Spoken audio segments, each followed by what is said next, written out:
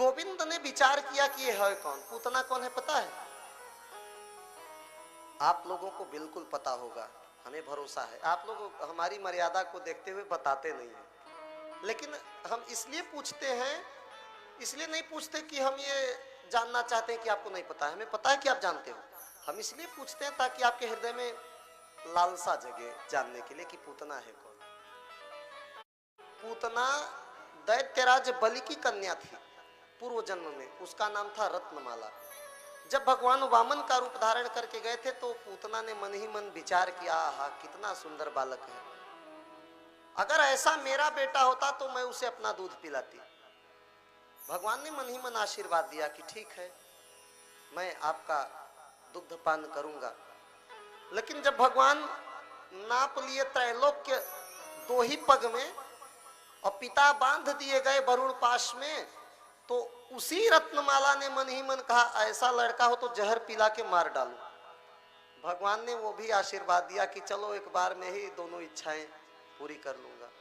तो वो पूतना ही, वो रत्नमाला ही पूतना बनकर आई है और धीरे से गोविंद को उठाकर खिला रही है, लालन कर रही है और धीरे से अपने वक्ष स्थल से लगाया, आंचल से ढककर अपना दुग्ध पान कराने लगी। किसी ने कोई रोक टोक नहीं किया।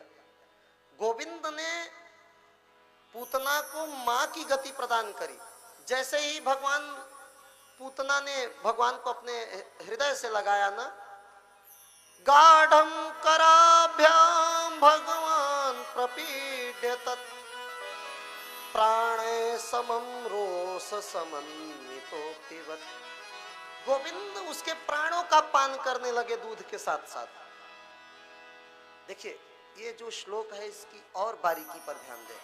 प्राणे समम रोष समन्वितो पिबत, जो उसके हृदय में रोष था पिता के प्रति, पिता के साथ जो भगवान ने खेल किया था नाप जोख का, वही जो उसके हृदय में रोष था, पहले तो भगवान ने उसके रोष का पान किया, अभी दूध नहीं पिए।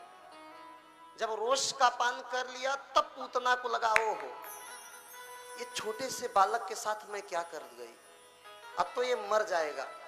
पूतना के हृदय में वात्सल्य का भाव उमड़ पड़ा। क्यों? क्योंकि रोष का पान भगवान ने कर लिया था। संसार की कितनी भी कुटिला स्त्री हो, लेकिन जब कोई नवजात शिशु हृदय से चिपकता है ना, तो ममता उमड़ पड़ती है।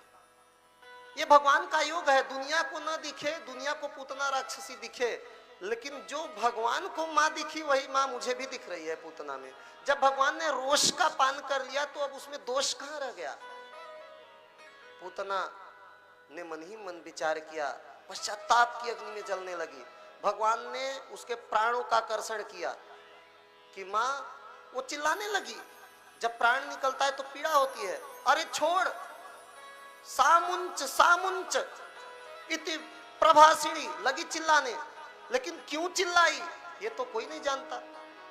हर किसी को लगता है कि प्राण निकल रहा था इसलिए चिल्लाई, लेकिन हमको जहां तक समझ में आ रहा है कि पूतना इसलिए चिल्लाई कहीं ये मर न जाए, क्योंकि अब तो प्रेम जागृत हो गया है ना।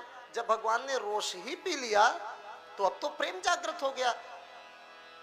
खैर दोनों अर्थ आप मानिए, प्राण निकलने से पहले हर किसी को पीड़ा होता ही है।